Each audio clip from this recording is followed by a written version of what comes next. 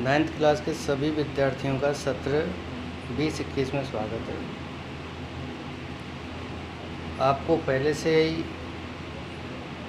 भान होगा कि हमने गत संग्रह से आपके पाठ 3 करा दिए थे, पहला, दूसरा, तीसरा, एवं पद संग्रह से पाठ 3 करा दिए हैं, यानी 6 पाठ आपको अप्रैल से जून माह में प्राप्त हो चुके हैं।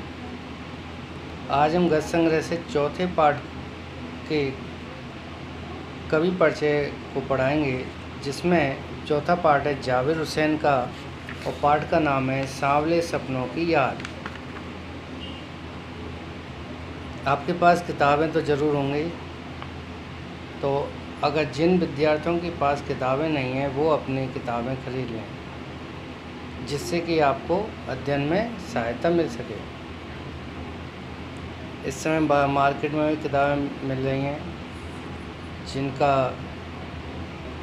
संग्रहण आप इस समय कर सकते हो, और जब स्कूल खुलेंगे उस समय किताबों की कमी भी आ सकती है, तो अभी से ही आप किताबें ले लें।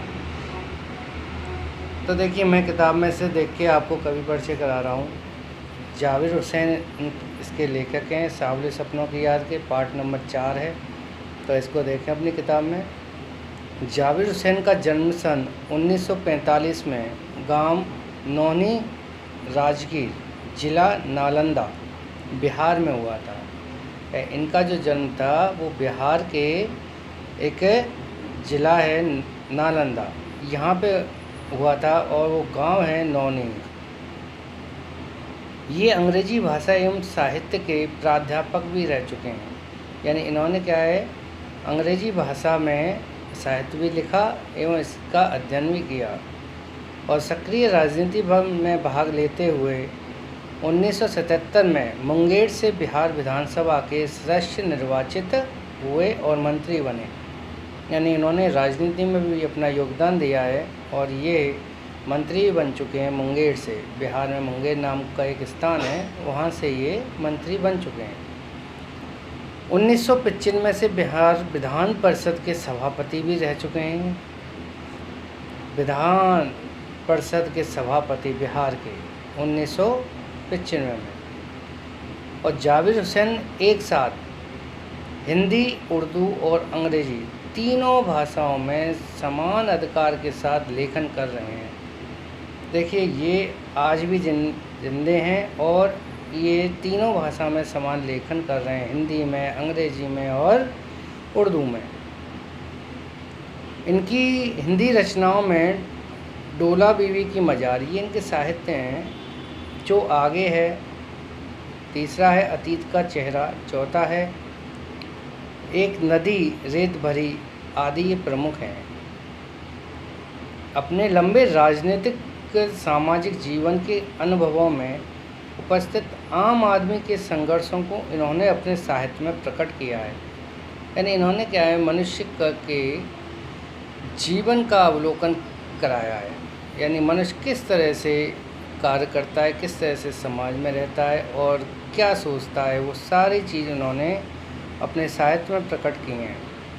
संघर्षरत आम आदमी और विशिष्ट व्यक्तियों पर लिखी गई इनकी डायरी बहुत चर्चित एवं प्रशंसित हुई है। जाबिर हुसैन ने डायरी विधा में एक अनुभव प्रयोग किया है। डायरी मतलब देखिए, प्रत्येक मनुष्य क्या है, अपनी अपनी डायरी लिखता है, यानी अपनी जीवनी लिखता है, उसको भी इन्होंने बड़ी भली भांति बताया है, जो अपनी प्रस्तुति शैली एवं शिल्प से नवीन है। प्रस्तुत जो पाठ है, ये जून 1987 में प्रसिद्ध एक पक्षी वैज्ञानिक थे सालिम अली की मृत्यु के तुरंत बाद डायरी शैली से लिया गया एक संस्मरण है। इस पाठ में आपके लिए पक्षी वैज्ञानिक हैं डॉक्टर सालिम अली, उनके बारे में बताया गया है। उनकी एक डायरी मिली थी, उस डायरी में से इस पाठ को लिया गया है। सालिम अली की मृत्यु से उत्पन्न दुख और अवसाद को लेखक ने सांवले सपनों की याद के रूप में व्यक्त किया है। यानी कि जब सालिम अली का जब देहांत हुआ था, तो उनकी जो देहांत की जो चर्चा है, उन्होंने ये सांवले सपनों की याद के रूप में लिया कि सालिम अली हमारे लिए एक सपने बनकर रह गए हैं, जिन्होंने कि पक्षियों पर विशेष शोध कार्य किए, कई पक्षियों की हमको जानकारी दी,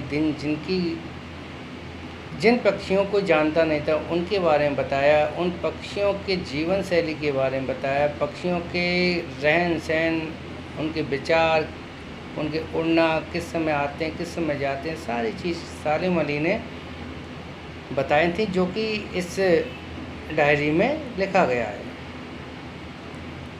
तो सालिम अली का स्मरण करते हुए लेखक ने उनका व्यक्ति चित्र प्रस्तुत किया है और भाषा की रवानी और अभिव्यक्ति की शैली दिल को छू जाती है। तो यहाँ पे क्या है, आज हम क्या आपके लिए जीवन परिचय ही कराएंगे, आगे क्या कल पाठ पढ़ाएंगे, और कल पाठ सभी विद्यार्थी किताब लेके ज़रूर बैठें, किताब लेके आ जाएं आज, जिससे कि हम क्या आपके लिए इससे पाठ का अध्ययन करवा दें।